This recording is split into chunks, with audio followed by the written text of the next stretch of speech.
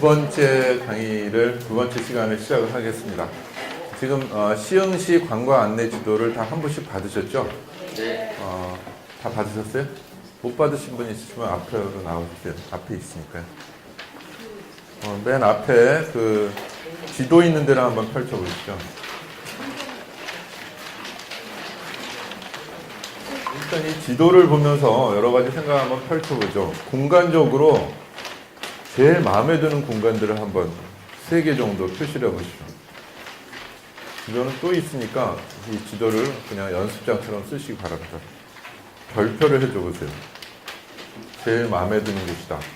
시흥에서. 여러분들은 이미 시흥 이래서 좋다 라고 하는 글들을 쓰신 바가 있죠. 이곳은 좀 별로다 한다면 역시 표시를 해보십시오. 이런 식의 꺽쇠 표시 같은 걸로 좀 다르게 표시를 한 3군데 정도 해보십시오. 이곳은 앞으로 개선이 필요하다든지 개선이 불가능하기 정황 어쨌든 마음에 안 든다든지 어쨌든 표시를 한번 해보십시오.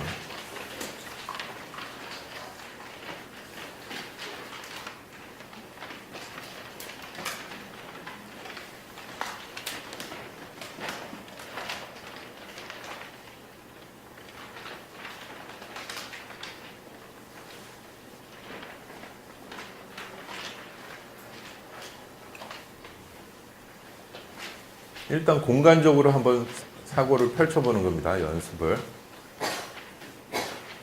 저는 시흥에 대해서 잘 모르기 때문에 여러분들이 지금 제일 잘하시는 거예요. 저한테 설명을 해주셔야 되는 거예요.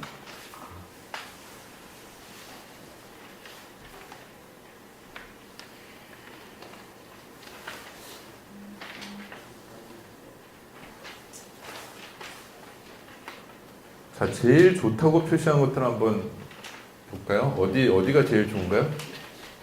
3군데만 한번 정해보죠. 갯골 생태공 한번 손들어 보시죠. 압도적으로 2, 4, 6, 8, 13분이 있습니다. 갯골 생태공은 어디 있죠? 그렇게 얘기하시면 저는 몰라요. 자, 이 지도에 어느 쪽에 있습니까? 왼쪽에 중앙이요. 시청. 시청 근처에서 갯골 생태공원은 자, 몇 시 방향으로 얘기하시면 좀 편할 것 같네요. 10시 방향. 시청에서 10시요. 시청에서 여기 시흥 갯골 생태공원이요. 자, 이래서 여기서 이제 좌표 같은 걸로 설명하는 게 나오죠. 근데 이거를 글을 쓰실 때 좌표로 설명할 때도 있고 또는 몇 시 방향이다 하는 경우도 있겠고 또는 여기서 뭐 쭉 서울에서 내려다 오다 보면 여기 좀 못 미쳐다 이런 식으로 해서 서울을 기점으로 설명하실 수도 있죠. 또는 왼쪽에 바다에서부터 오른쪽으로 가야 된다라고 얘기하는 거예요. 그런 것도 있죠.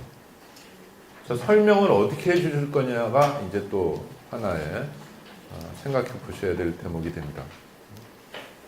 최근에 본 영화 중에서 행복한 사전인가 하는 일본 영화가 있습니다. 보신 분 계세요? 행복한 사전이라는 일본 영화인데 일본 사람들이 사전을 만드는 그런 이제 것을 보여주는데 요즘 같은 세상에 이제 사전을 안 읽잖아요. 종이 사전이 없어지는데 전부 이제 뭐 이런 웹이나 뭐 이런 걸 통해서 인터넷을 통해서 보게 되는데 그 사전을 놓고 새로 이제 사전을 본격적으로 만들겠다고 하는 사람들의 뭐 실제 이야기인지 그건 잘 모르겠습니다. 어쨌든 그 내용을 갖다 아마도 실제에 근거한 것 같아요. 그래서 15년 만에 만드는 이야기를 썼는데 이 적임자를 갖다 뽑는 과정에서 누구도 다 안 하려고 하죠, 물론. 근데 웬 사람을 불러서 이제 이 사람 저 사람 물어봅니다. 그럴 때 오른쪽에 대해서 설명해 보라고 해요. 오른쪽을 어떻게 설명하실래요? 왼쪽에 반대? 어떻게 하세요? 오른쪽을 어떻게 설명하냐고.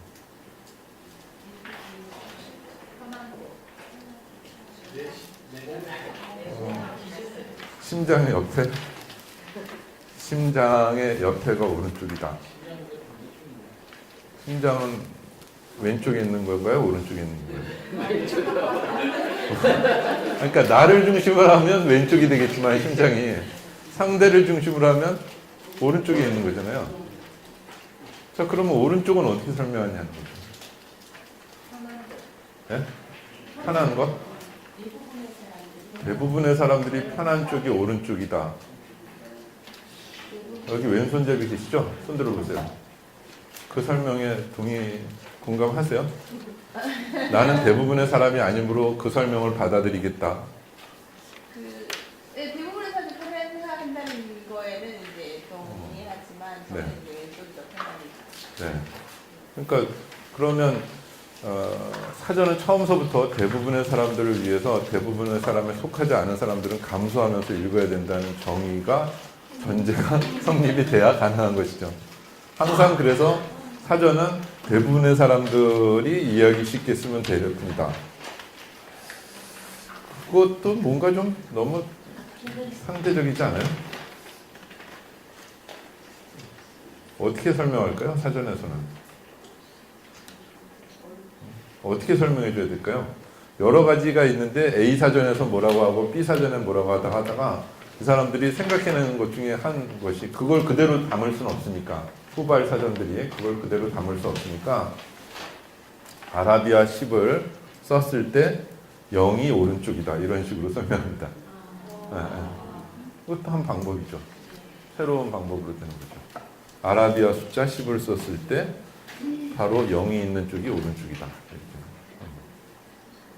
또 뭐 다른 방법의 그 오른쪽에 대한 그 설명을 하게 되는데, 자 아시는 분들은 이건 너무 쉽습니다. 제가 아까 말씀드린 대로 공부를 잘하려면 어떻게 되죠? 열심히 하면 됩니다. 열심히 하지 않고 될 리는 없죠. 하지만 열심히 하는 게 모르는 사람한테는 그것처럼 답답한 얘기가 없죠. 오히려 좌절하게 됩니다. 네. 차라리 정신을 집중하려면 한 곳에 모아라. 이 얘기는 정말 사람 좌절하게 만드는데 구체적이고 쉬운 방법론을 제시하면 점 하나를 딱 찍어줍니다. 너 집에 가서 이걸 벽에 붙이고 하루에 5분씩 일주일간만 봐라 그러면 이게 통하는 아이들이 있습니다. 그냥 막연해 가서 집에 가서 열심히 정신 집중해봐 한 군데를 모으고 이러면 너무 막연한데 A4 용지 하나를 주고 가운데에 점을 조금 정성스럽게 해야지 그냥 툭 찍으면 안 됩니다. 정성스럽게 잘 찍은 다음에 자 이거 갖고 아주 심각하고 진지하게 얘기하는 거예요. 집에서 5분간만 일주일간만 해봐라. 그러면 가자마자 가면서 버리는 애도 있지만 아이에 따라서는 제가 까맣게 잊고 있었을 때 와서 선생님 선생님 말씀은 대로 하니까 되던데요 이런 애들이 있어요. 뭐가? 저는 완전히 좀 뭐가? 정신이 집중이 되던데요? 그래? 그건 머릿속에서는 내가 일주일 전에 얘한테 그런 거 했지. 처음에는 장난기도 좀 있었는데 저는 잊고 있었죠. 근데 어떤 학생한테는 이게 돼요. 이게. 그러면 남들이 보기엔 우습게 보일지라도 하더라도 전에 제가 얘기 드렸던 대로 글을 쓸 때 썩은 사과 향기를 맡아야지 글이 잘 풀린다는 사람도 있는 것처럼 어떤 사람한테는 이거가 방법인 겁니다. 점만 하나만 찍어도. 누구는 여기에다가 대입, 필승 뭐 이런 식으로 써놓으면 방법이 되는 사람도 있는 거예요. 또 누구는 자기가 좋아하는 연예인 얼굴을 갖다 해놓으면 또 정신이 집중되고 공부할 마음이 난다는 애들도 있어요. 그러니까 자기한테 맞는 방법들을 찾아야 되는데 방법이 있다고 가르쳐주는 게 우선 중요하다는 거죠. 그냥 해봐 하면 다 알게 돼. 이렇게 해서는 안 된다는 거죠. 이런 방법도 있습니다. 정반대로 받아들이는 방법인데요. 하나는 벌이 될 수도 있고 하나는 이게 정말 그 좋은 가르침도 될 수 있는데 1cm씩 선을 걷는 겁니다. 여기 띄고 다시 1cm, 1cm 이런 식으로요.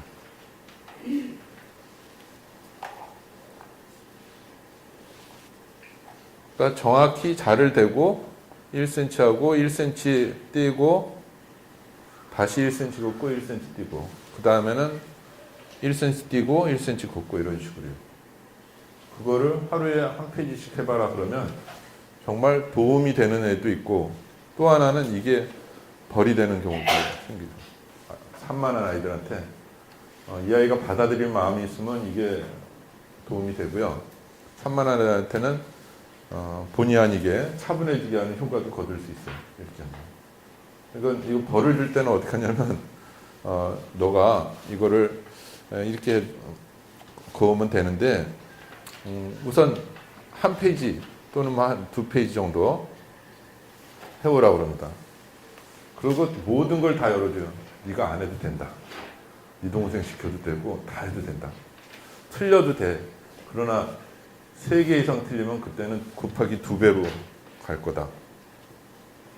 정확히 1cm를 모자라거나 넘는 거가 있다면 이거는 2개까지는 봐주겠다.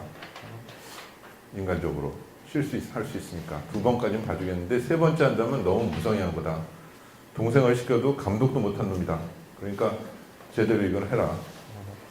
뭐 여기에다가 뭘 갖다 찍어서 하든 아니면 뭐 접어서 하든 다 좋다. 나는 어쨌든 정확히 1cm씩을 재서 틀린 것만 3군데 나오면 문제 삼고 2개까지는 다 봐줄 테다. 자, 이걸 벌로 받아들이겠냐 그러면 받아들입니다. 별로 어려울 것 같지 않거든요. 자기 동생 시켜도 되고 뭐 친구한테 야 얼마 줄게 네가 할 수도 있을 것 같고 별로 부담이 안 되는 겁니다. 여기서 여기까지 줄 긋는 숙제가 뭐가 이렇게 어렵습니까? 벌이. 오케이 합니다. 근데 이 벌을 준 학생들은 거의 대부분 2배 해오게 되어 있습니다.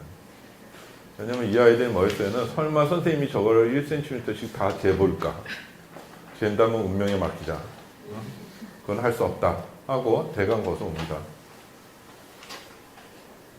이거 어떻게 하면 손쉽게 잴 수 있을까요? 일일이 다 잴 필요가 없이요. 대각선으로 이렇게 2개만 거보면 됩니다. 하나 이렇게 해서 또 쭉 했을 때 2개, 3개 이렇게 해서 대각선으로만 거보면 이게 모자르고 빠진 거가 딱 나옵니다.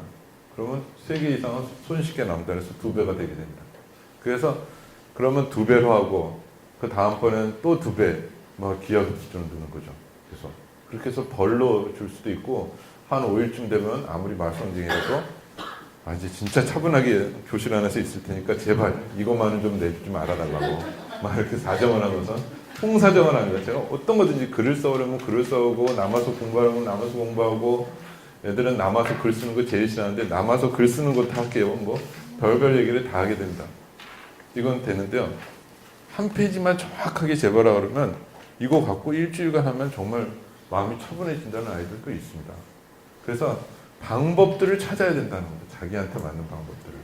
그러려면 많이 또 찾아봐야 되는 거죠. 시도를 많이 해봐야 되는데 시도는 안 하고 정신을 한 군데에 몰려있는 얼마나 답답합니까?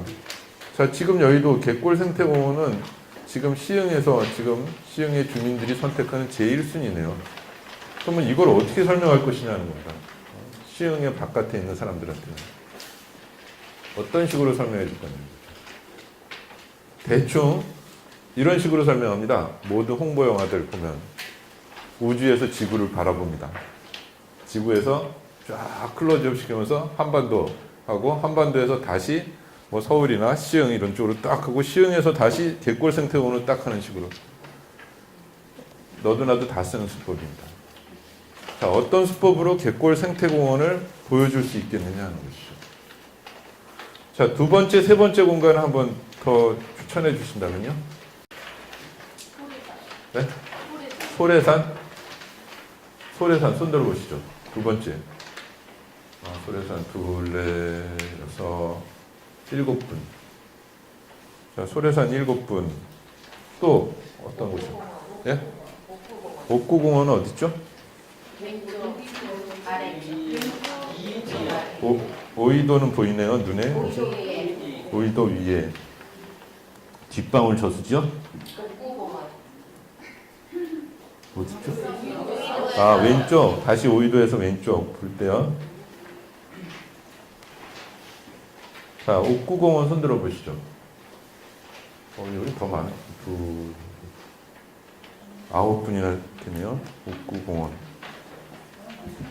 그러면 갯골 생태공원과 소래산과 옥구공원이 지금 3대 시흥에 자랑할 만한 공간인 건가요, 지금? 연꽃 테마파크. 연꽃 테마파크 한번 손들어 보시죠. 여기서 더 많으실까? 하나, 둘, 셋, 넷, 일곱, 여덟, 아홉, 연꽃 테마파크. 그러면 소래사는 자동 탈락이 되겠고요. 아니면 4대로 만들어 버리면 되겠죠? 3대가 아니라 4대로. 그래도 아깝다 하면요. 또 다른 공간은 없나요, 그럼요? 네? 호접벌. 호접벌 얘기 많이 하시더니 진짜 왜 호접벌 손 들어보시죠. 글로는 많이 썼지만 그래도 데려가서 봤을 때는 그렇다면 그 차이는 단시간에는 파악하기 어렵다고 하는 게 깔려 있는 건가요? 외부인들이 와서 단시간에 호접벌을 보면서 와 하면서 감탄할 정도까지는 아니다. 호접벌은 네. 이제 그냥 따라보기보다는 논이에요. 논이다. 네. 우리는 관광이나 볼거리 그러니까 생활의 공간이라 여러 가지 삶의 여러 가지 뭐 스토리들은 많이 나오지만 그러나 보여줄 역사성. 그러니까 역사성. 그러면 역사학도들이 오면 그때는 또 괜찮아요? 그때는 호접벌을 보여줘도. 네네. 그러면 호접벌을 또 그런 식으로 보면 되겠고. 자, 그러면 이 3대 공간이 있는데 이 3대 공간에 그러면 앞으로의 시간들은 어떻게 펼쳐질까요? 앞으로 5년 후에. 소통관님 말씀 계시는데 이 3대 공간에 대한 시의 계획은 있나요? 네. 짧게 말씀해 주세요. 또 이런 게 너무 길게 하지 마시고 마침 오셨으니까. 네. 우리 시흥의 도시들의 핵심 가치는 저는 이제 간척한 땅이라고 생각해요. 우리가 보통 천혜의 자원 이야기를 많이 하는데 우리 시흥은 따지고 보면 천혜의 자원이 아니에요. 하늘이 내린 땅이 아니고 하늘과 인간이 함께 만들어 온 땅이에요. 이용을 하면서 이렇게 호접벌 같은 경우에는 제가 여러 차례 이야기했지만 그 인효나무의 오빠 민진원 선생이 엄청난 재정을 들여서 막았고 그게 이제 1721년에 완공했으니까 300년이 다 돼가고 있는 땅이고 호접벌에서 시작해서 조선이 간척한 땅 중에서 가장 규모가 큰 땅이었다. 그 다음에 호접벌 밑으로 가면서 그 갯골 생태공원, 그 다음에 연꽃 테마파크, 대구 신도시, 오이도, 이 시화공단 이 부분을 다 간척한 땅이죠. 그래서 저희가 이 간척한 땅은 원주민들이 바라지라는 명칭으로 부르고 있었다는 걸 알게 됐고, 그래서 이제 바라지를 우리 시흥의 대표적인 가치로 만들어 가려고 하는 계획을 가지고 있습니다. 그다음에 옥구공원하고 또 뭐죠? 갯골 생태공원. 앞으로 시의 계획. 그게 이제 그 바라지라는 간척한 땅인데 저희가 바라지에는 7개의 축이 있다 이렇게 이야기하는데 그게 제일 첫 번째가 무랑저수지입니다. 무랑저수지요. 그 다음이 호접벌이고 그 다음이 연꽃 테마파크고 그 다음이 갯골 생태공원이고 그 다음이 월곡 토부고 그 다음이 대구 신도시고 그 다음이 오이도 이렇게 이어지는 게 우리 시흥의 물길축입니다. 이게 시흥에 떨어지는 물들이 다 모여있는 물길축이죠. 무랑저수지로 나는 축. 그 축을 저희가 C자역인데 C자역인데 인천이나 부천이나 이쪽에서 개발 압력이 밀려오는 것을 지키는 선으로 이해를 하고 생명축으로 키워가려고 합니다. 혹시 이 계획에 대해서 더 덧붙이고 싶으신 의견들이 있으세요? 주민의 입장에서 그냥 여러 가지 브레인스토밍 차원에서 말씀해 보시죠. 제가 언뜻 든 거로는 전부 지금 가운데에서부터 이렇게 쫙 펼쳐가는 거라 이건 약간 중앙집권적 사고 아닌가 이런 생각도 좀 들었거든요. 언뜻 그건 어쨌든 브레인스토밍이니까 평가하거나 비평하지 마시고 다른 방식으로 펼칠 수 이렇게 하면 어떨까 하는 거를 그냥 편하게 말씀해 보세요. 지금 이 정보가 사실은 소통관님은 시정에 가장 핵심에 계시고 또 그걸 널리 알리는 축이기 때문에 제일 많이 알고 계세요. 그러니까 무슨 말을 하더라도 그게 아니고요 하고 다 얘기할 거리가 있으실 겁니다. 그러나 또 그렇다고 해서 얘기를 못하면 주민의 아이디어들은 시청으로 들어오지 않거든요. 그리고 늘 얘기하면 그거는 앞으로 장기간에 걸쳐서 심사숙고해서 결정할 문제입니다. 또는 뭐 예산 문제를 들거나 한다면 사실 말할 수 있는 근거들은 얼마든지 만들어낼 수 있죠. 서로 힘을 합쳐서 해결해 봅시다. 뭐 이런 식으로도 얘기할 수 있고 그런 건 사실 너무 막연한 얘기고 소통이 안 되는 얘기죠. 자, 더 좋은 방법은 없을까요? 김은영 선생님 어떻게 계시죠? 네. 네. 지금 오이도 근처 정왕동 동장님이시죠? 네, 황정은 동장입니다. 네네. 그 동장님의 시각에서 보셨을 때 그냥 브레인스토밍을 하신다면 그렇게까지는 생각을 안 해봤는데요. 네. 이제 제가 이제 복귀를 다 걸어봤는데, 걸어보면서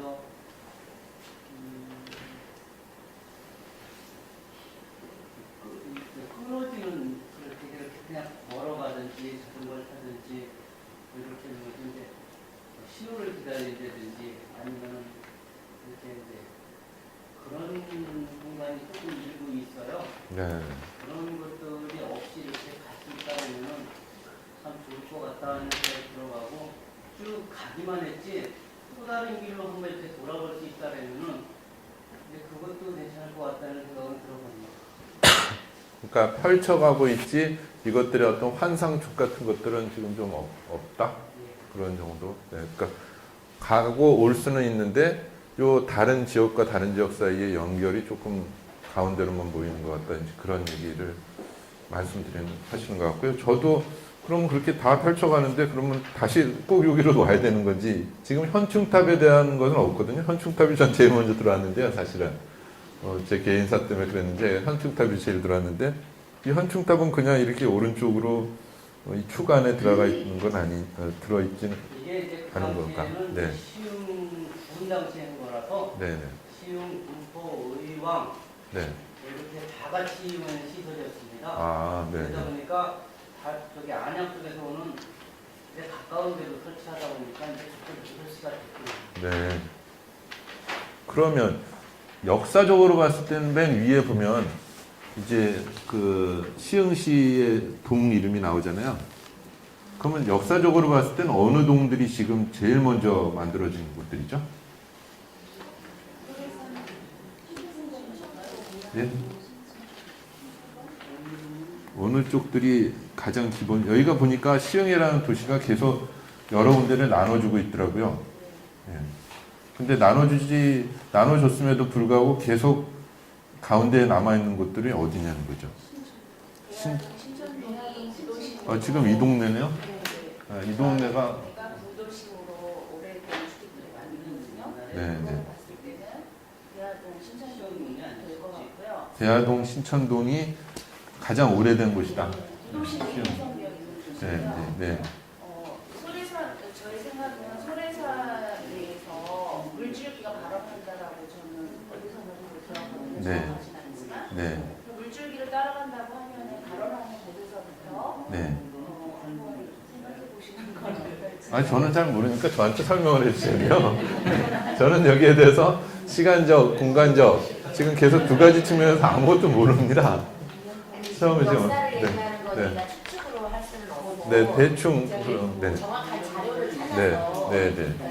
얘기하는 게 맞는 것 같아요. 아, 그럼 다음 시간 설명해 주시겠다는 뜻으로 제가. 아니, 제가 하겠다는 얘기가 아니라 네. 그런 아이디어가 있다는 얘기. 아, 네, 네. 그럼 누가 할까요, 그러면? 제가 다시 축으로. 네, 네. 중간에 포동, 미산동, 매화동, 조창동 잠깐 천천히 말씀해 주세요. 모르는 사람한테. 중간에 있는데 위에 대하동 신천동은 부천군이었어요. 일단 옛날에 대하동 신천가 위에 부천. 쪽으로 대수동 이런 거. 그리고 아래쪽은 뻘이었고요. 그러니까 매립한 땅이죠.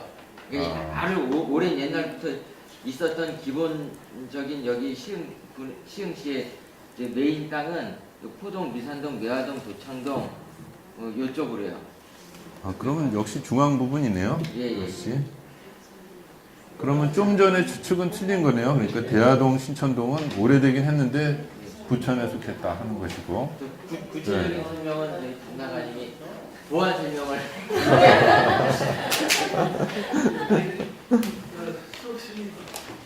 왔으니까 네. 그 이야기는 잠깐 드리는 게 좋을 것 같아요. 네, 네, 잘 말씀하세요. 아시겠지만 우리 시흥은 군자면의 시흥군의 군자면과 수안면, 그다음에 부천군의 소래면을 합쳐서 시흥시가 됐는데 요 합쳐질 때 잘 아시다시피 물왕 저수지에서 우리 방금 이야기했던 보통천 따라서 물길 따라서 북쪽은 소래, 남쪽은 수안 군자 시흥군이었단 말이죠. 그리고 그게 합쳐졌고 저희가 우리 부서에서 땅 이름에 남아있는 향기 해가지고 작년에 우리 시흥의 31개 법정동의 지명 유래를 조사를 했어요.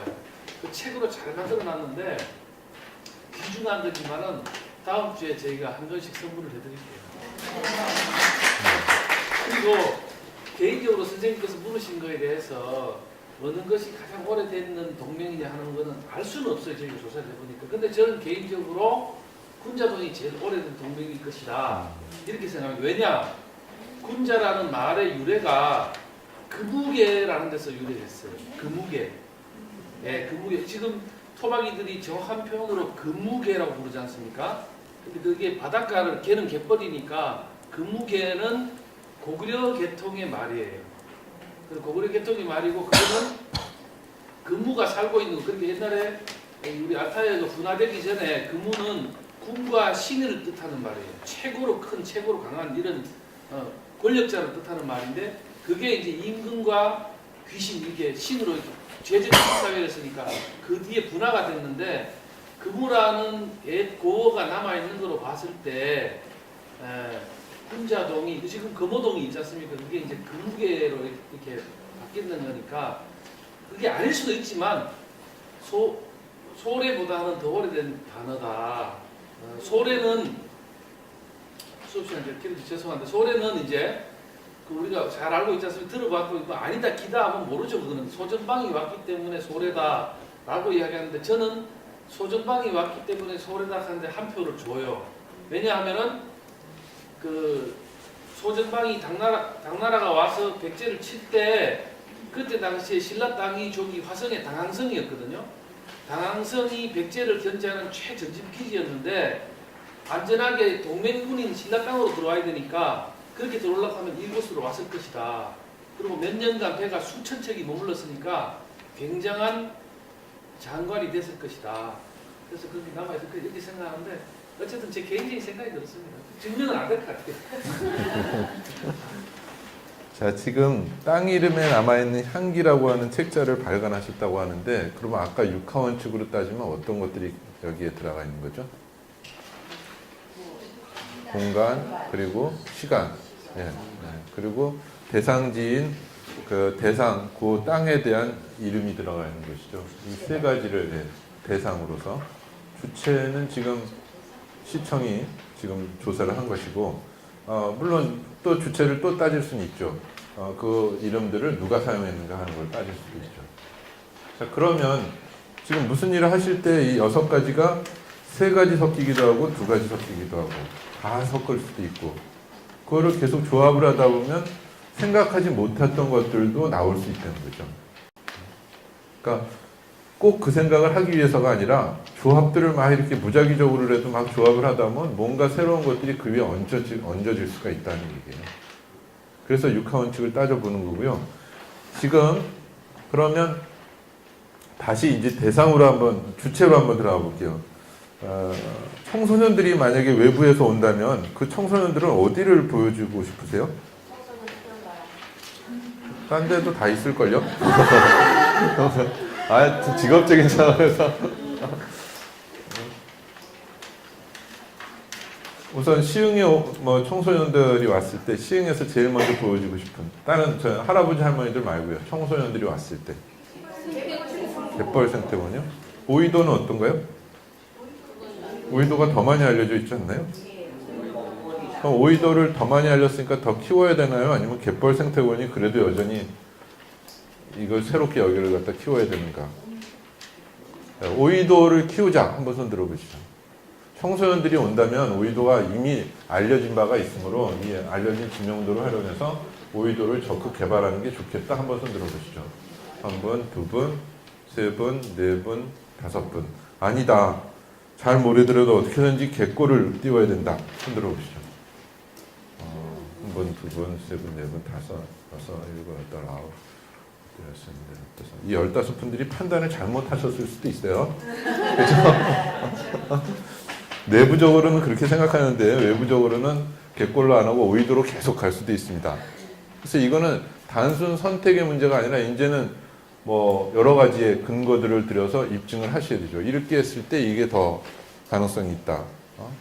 아니다. 이게 더 가능성이 있다. 내부적인 의견하고 외부의 의견하고 다를 수가 있으니까요. 그런 부분들에 대해서 이제 합리적으로 얘기가 돼야지 사실 우리가 모두 이 갯골 생태공원 근처에 삽니다. 여기서 누구는 뭘 하고 있고 누구는 뭘 하고 해서 이해 당사자의 입장에서 얘기하신다면은 이 주제에 대해서 공정하게 접근하는 것은 아니죠. 근데 대부분 이렇게 접근하죠. 지금 말씀드린 식으로. 우리 동네 위주 또는 뭐 이런 식으로 자기 이익 중심으로 많이 움직입니다.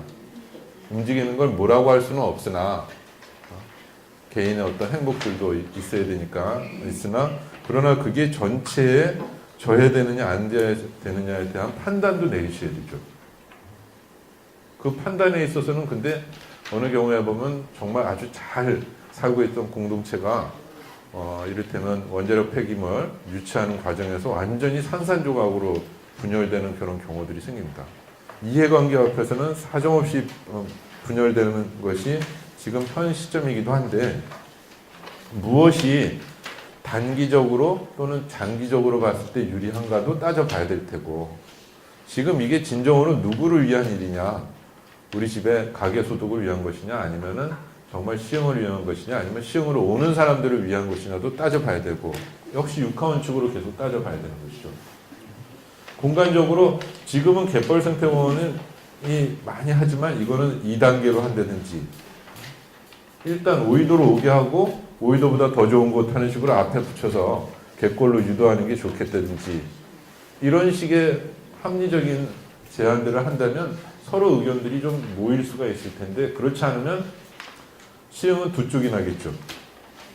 바로 이 두 가지를 놓고 어느 걸 개발하느냐 갖고 오이도가 제일 얼마든지 얘기할 수 있습니다. 제가 이쪽에 오이도 편을 들어서 오이도를 막 얘기할 수도 있어요. 지지할 수도 있어요. 그럼 어느 순간에 무슨 소리입니까? 오이도 지금까지 알려줬다고 그러는데 뭘 그렇게 올려줬죠? 알려줬죠? 이런 식으로 사정없이 정반대로 얘기할 수도 있습니다.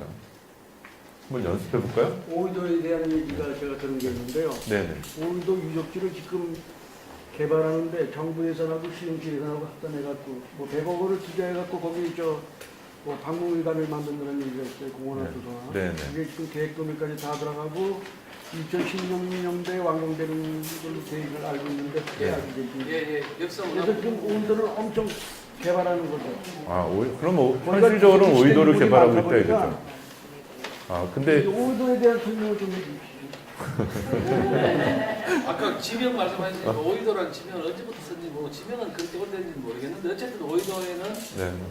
섬이었으니까 맨손업이 가능했기 때문에 폐총이 나왔죠.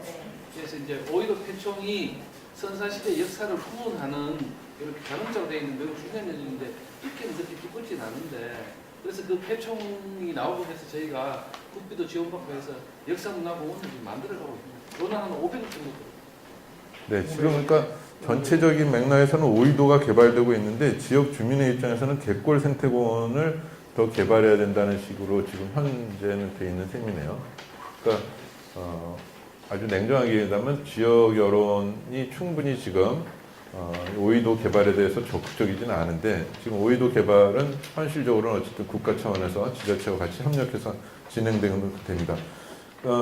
지금 여기서는 오이도가 적합하냐 아니냐가 아니고요. 일단은 연습이니까 오이도를 주장하시는 분들은 지금 이익 선생님한테 지금 이익 선생님이 지금 말씀을 하셨는데 제가 지금 정리한 건 살짝 반대 의미가 들어간 거죠. 지역 주민들의 의사는 지금 충분히 수렴되지 않은 것 같네요 하는 얘기가. 자, 오이도를 주장하시는 분은 더 얘기해 보십시오. 제가 거기에 대한 반박 의견을 내볼게요. 저 생각은요. 네, 오이도를 지금 주장하는 네. 지지하는 입장이죠. 네. 저는 오이도를 지지를 하고 네, 있는데요. 네. 갯골은 지금까지 이제 큰 행사를 통해서 우리 시흥에 살고 있는 사람들이 많이 알고 있어요. 네, 네.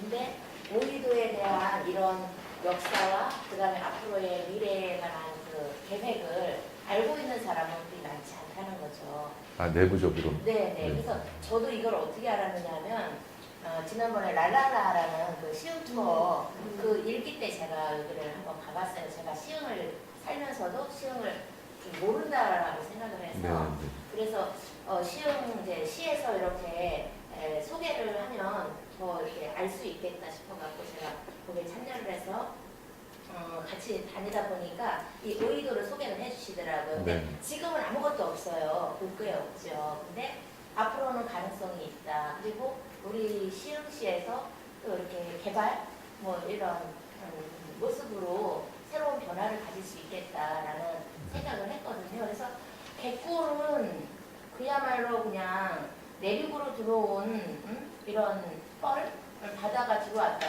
깊이 들어왔다. 그래서 여기 생태적인 이런 교육적인 이런 모습을 우리가 볼 수 있다. 그래서 이거를 이제 지금 개발을 해서 축제까지 하고 지금 몇 년 됐잖아요. 그런데 오이도는 그런 일이 한 번도 없었다는 거죠. 네. 그냥 오이도 축제가 있기는 있어도 그렇게 그냥 상업적인 축제처럼 지나가는 모습으로 끝났다는 거죠. 네. 근데 앞으로는 가능하다라는 생각이 오이도 하면 네.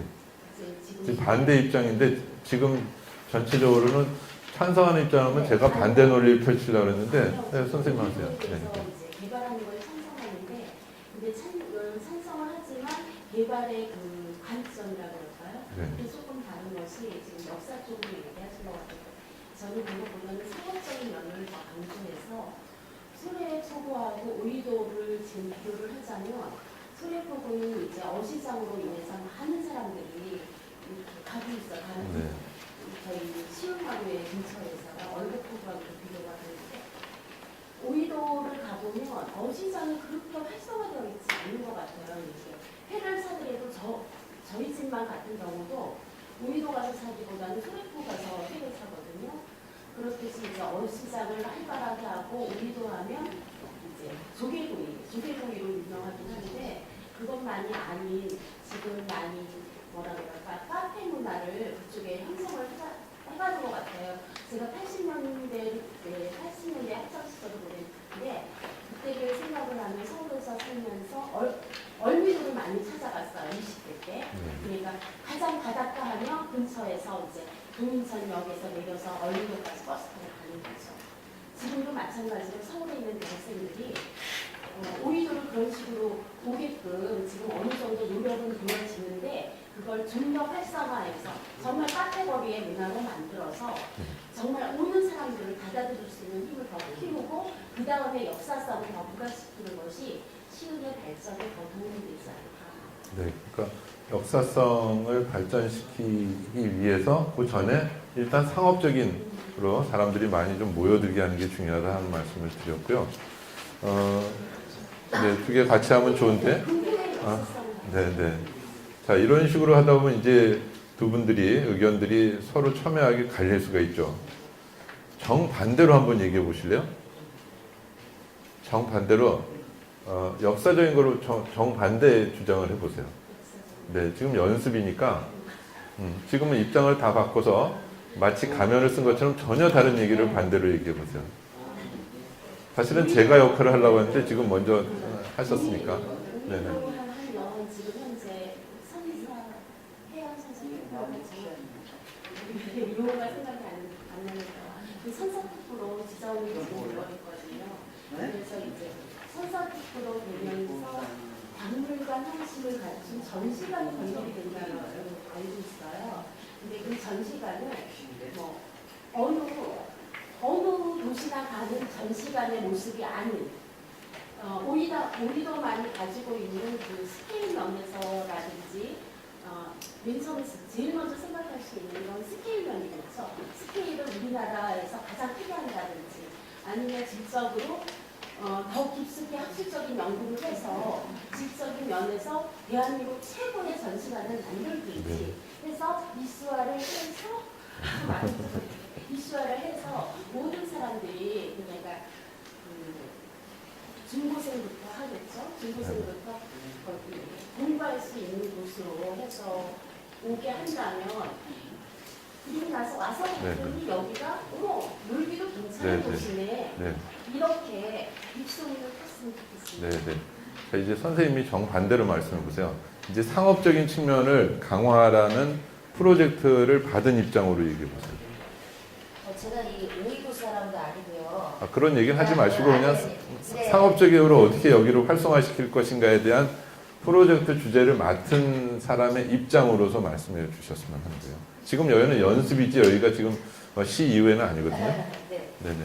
제가 이제 오이도를 가본 곳은 그 낙조 구경과 그다음에 이제 그쪽 어시장 그리고 여기 이제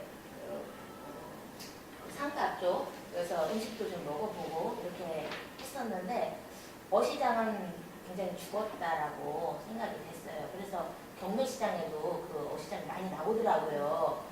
왜 이렇게 바닷가에 있는데 이 어시장이 왜 죽었을까?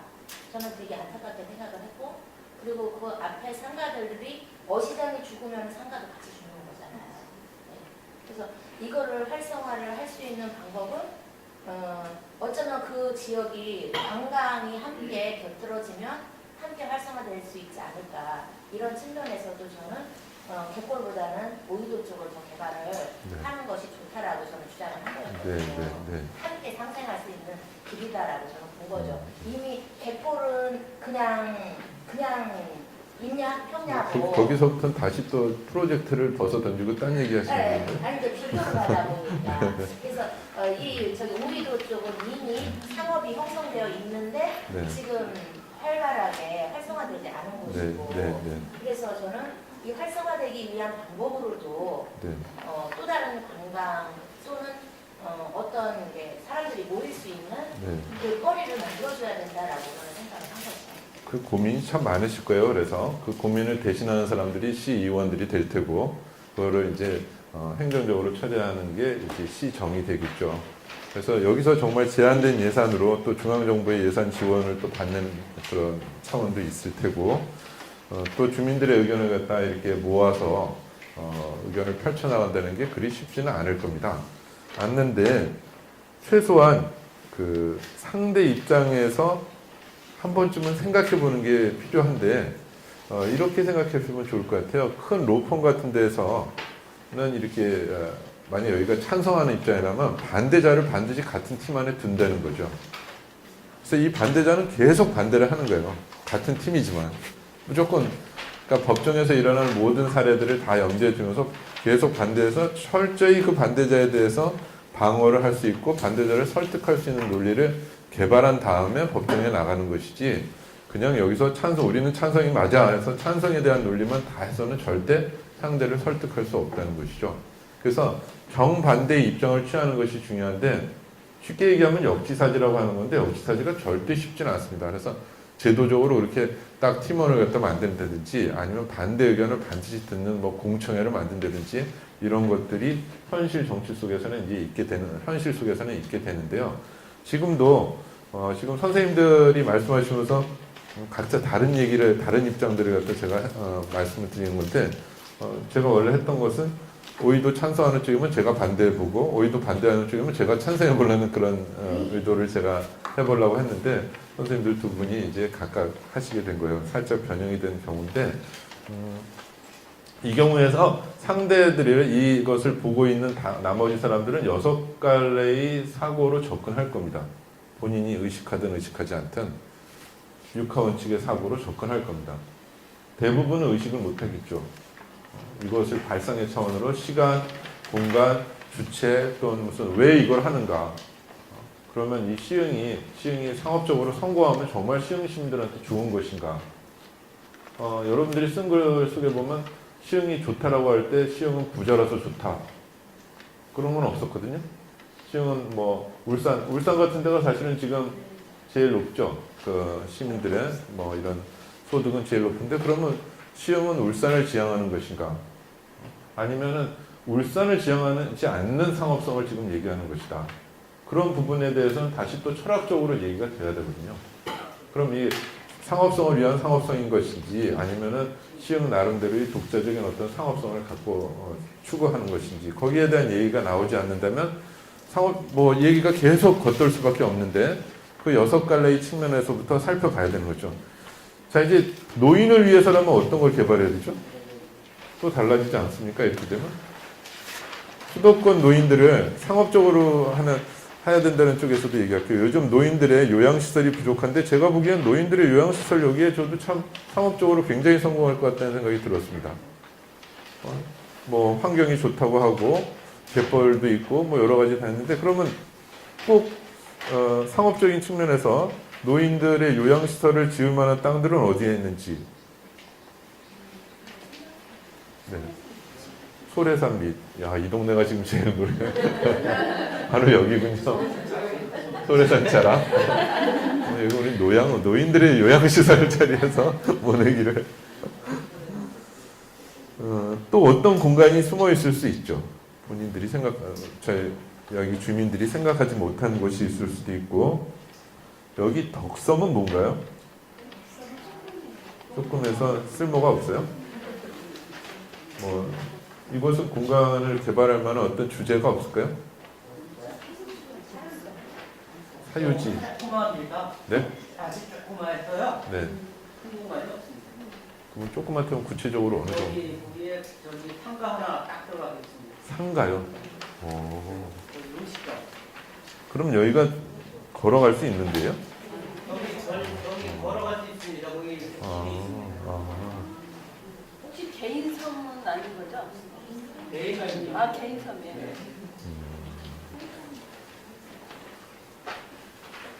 자, 그 다음에 그러면 지금 말씀드린 대로 언제 어디서 누가 무엇을 어떻게 왜 하는 것이냐인데 자, 여기에서 더 개발할 곳들은 이제 또 살펴보시겠고 또 나름대로 지금 말씀 안 하신 분들도 많이 있을 거예요. 가장 애정이 가는 곳도 있으실 테고 저는 군자 성황사지가 어떤지 가보고 싶네요. 전혀 엉뚱한 얘기죠. 저는 이상하게 그 무슨 오래된 점집이나 이런 데 있으면은 제가 들어가 본 적 없는데 밖에서 계속 사진 찍고 있는 저를 발견하게 되는데 이게 뭐가 내리려고 하는 것인지. 그래서 제 친구가 그 서강대 교수로 이제 있는 친구가 있어서 자주 이제 밥을 같이 못 가는데 저걸 한번 같이 뭐 찍어보자. 거기가 노고산이거든요. 그래서 노고산에 있는 그런 데를 한번 점집들을 뭐 무슨 보살, 무슨 도사, 무슨 장군 뭐 제가 봐도 얼핏 생각봐도 한 100군데 이상 있는 것 같아요. 그 조그만 산 하나에. 그래서 이렇게 봐도 산이고 저렇게 봐도 산이고 뭐 그런 것이고 그래서 같이 보자더니 그 친구는 또 펄쩍 뛰더라고요. 자기는 어렸을 때 그 장례 그 할 때 상여 두고 그런데 그 공간에 대한 어떤 무서움이 있어서 그런데 그런 것만 보더라도 싫다는 거예요. 또 그래? 이제 그렇게 얘기를 하고 그랬는데 지금 여기서 봤을 땐 저는 제일 궁금한 게 도대체 여긴 또 어딘가 사진 한번 찍어보고 싶은 그런 생각이 좀 들거든요. 지금 전체적으로 저도 이해는 이제 잘 됐는데요. 이 지도가 이제 이것만 한번 생각해 보시죠. 지도가 관광 안내 지도로 되어 있는데 지도는 굉장히 다양하거든요. 어떤 지도가 가능할까요? 육하원칙의 시각에서 한번 보시죠. 한번 발상들 한번 떠올려 보시죠. 지도 해놓고 자, 지금 한 5분 정도, 3분 정도 시간을 드릴게요. 지도라고 하고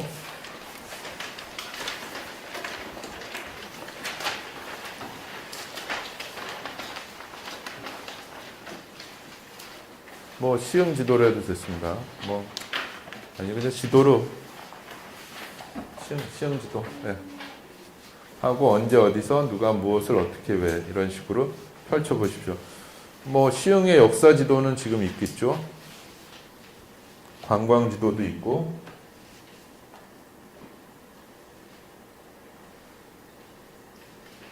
얼마나 많은 지도를 만들 수 있을까요? 지금 한번 생각해 보죠.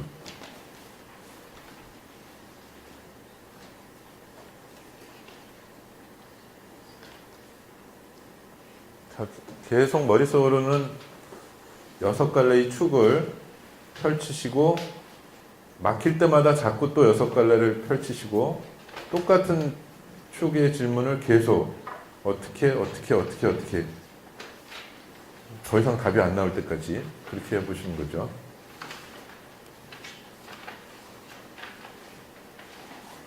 자, 여기도 시흥의 역사 지도인데 시흥의 뭐 15세기 역사 지도도 사실 가능하지 않겠습니까?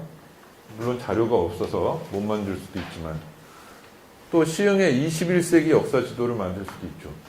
지금은 눈앞에 있는 지도지만 앞으로 펼쳐질 시흥의 발전상이 담기는 미래 지도도 만들 수 있다는 것이죠.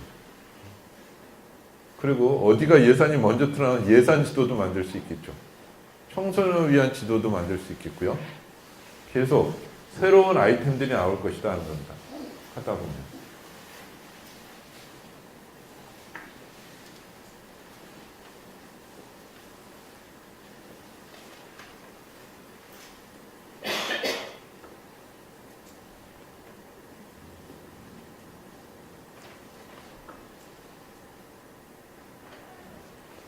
자, 일단 한 10분 정도 쉬겠습니다. 쉬시면서 나머지는 그냥 편하게 메모 형식으로 한번 정리를 해보십시오.